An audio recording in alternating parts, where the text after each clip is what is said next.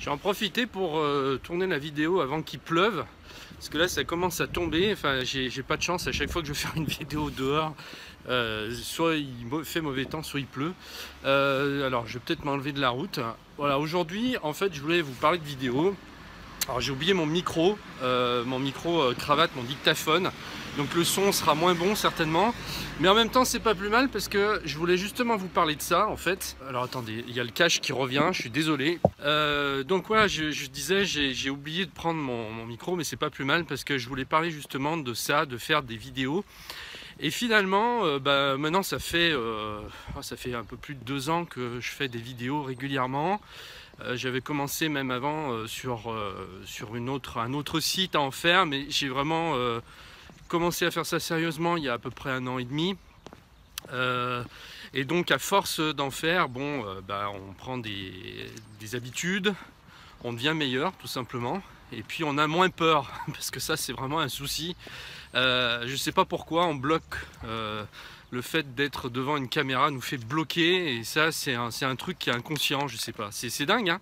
Pourtant on parle à personne, là je veux dire je vous parle à vous, mais en direct maintenant il n'y a personne qui me voit, voilà, donc c'est un peu psychologique tout ça.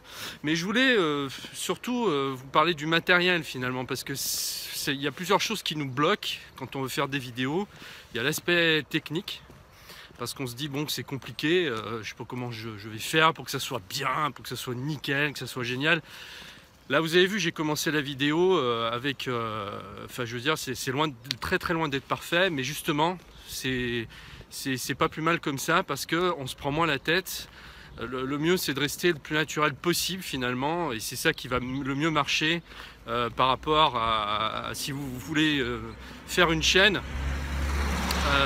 C'est ça qui va le mieux marcher, parce que les gens aiment en fait ce qui est authentique et pas ce qui est forcément tout préparé à l'avance, voilà. En fait plus vous allez en faire et plus ça va être facile. C'est comme tout hein, quand on fait quelque chose, qu'on le répète tous les jours régulièrement, ça devient de plus en plus facile. Et alors il y a vraiment quelque chose qui est important, c'est le matériel. Il faut vraiment que vous me mettiez en tête, si vous souhaitez faire de la vidéo aujourd'hui, que c'est très simple. Il suffit d'avoir un smartphone à 200-300 €, ça suffit. Là en fait moi j'avais commencé en faisant plus compliqué que ça. J'avais acheté un trépied, j'avais mis tout ce qu'il fallait en fait pour filmer dans les meilleures conditions, pour que ce soit le plus pro possible. Je vais reprendre parce que là ça va faire du bruit.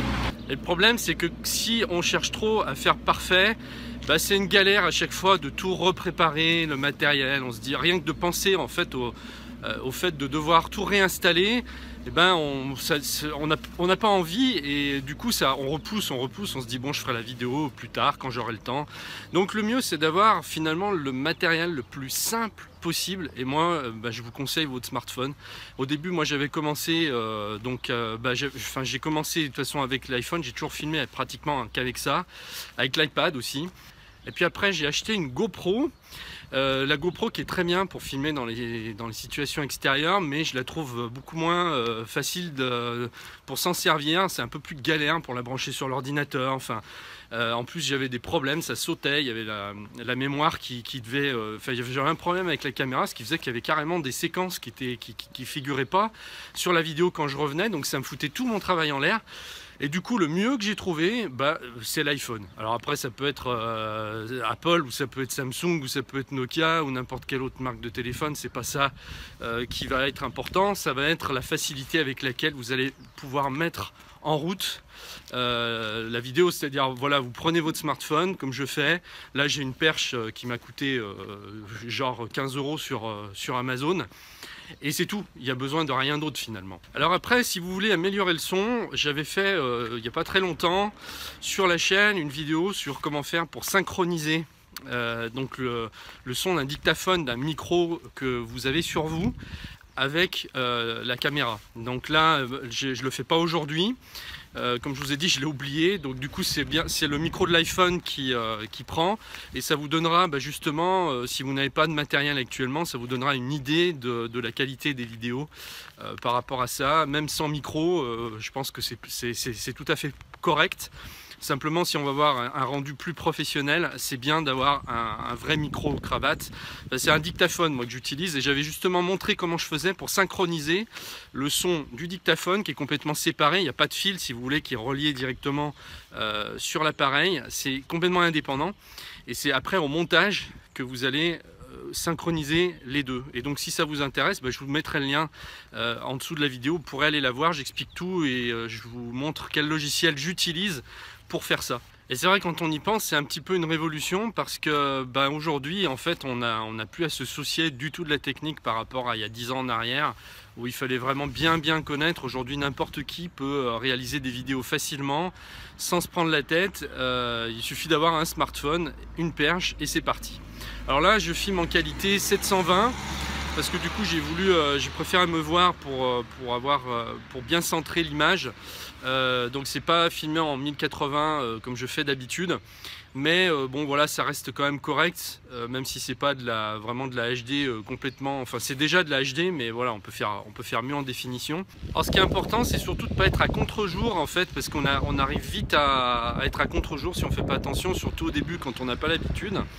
Alors par expérience, la GoPro est très mauvaise, enfin, en tout cas j'avais une Hero 4, enfin je l'ai toujours, mais c'est vrai qu'au niveau luminosité c'est vraiment pas ça, et dès qu'on est à contre-jour c'est l'horreur, on voit plus rien, c'est complètement noir, alors que finalement là moi j'utilise un iPhone 6S, et bien la qualité pour filmer au niveau de la luminosité et pour filmer en basse lumière, l'iPhone est largement supérieur. Alors après, quel logiciel utiliser pour faire votre montage? Ça va dépendre de vos besoins. Alors moi j'utilise Camtasia qui va très bien, et moi ce que j'aime bien avec Camtasia c'est qu'on peut mixer, en fait on peut faire une partie vidéo comme ça et une partie tutoriel, c'est-à-dire filmer l'écran, se filmer puis ensuite filmer l'écran, mais il y en a beaucoup qui utilisent Final Cut Pro sur Mac.